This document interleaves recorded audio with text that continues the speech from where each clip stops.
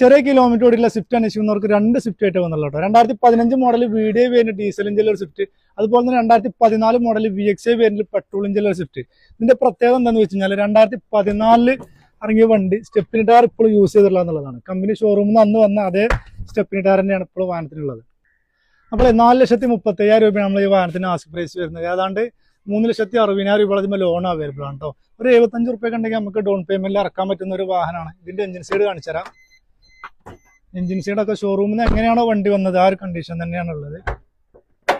Oil ലീക്കോ കാര്യങ്ങളോ ഒന്നും ഇല്ലാത്തൊരു വാഹനമാണ് കേട്ടോ.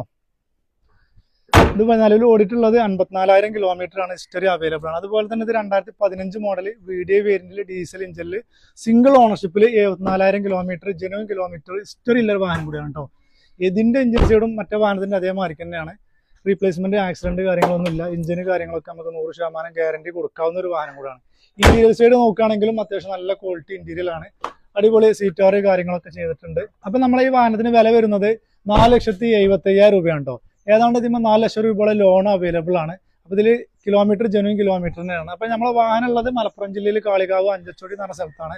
അതുപോലെ തന്നെ 2015 രജിസ്ട്രേഷനിൽ 2014 മോഡൽ സെക്കൻഡ് ഓണർഷിപ്പിലുള്ള റിഡ്സ് ആണ്. ഇത് കിലോമീറ്റർ ഓടിയിട്ടുള്ളത് 1,20,000 കിലോമീറ്റർ ആണ്. ഈ വാഹനം നമുക്ക് 3.5 ലക്ഷം റുപ്യ കൊടുക്കുക. ഏതാണ്ട് 3 ലക്ഷം റുപ്യയുടെ ലോൺ അവൈലബിൾ ആണ്. കൂടുതൽ വിവരങ്ങൾക്ക് താഴെ കാണുന്ന നമ്പറിൽ കോൺടാക്ട് ചെയ്തോളൂ. ഓക്കെ.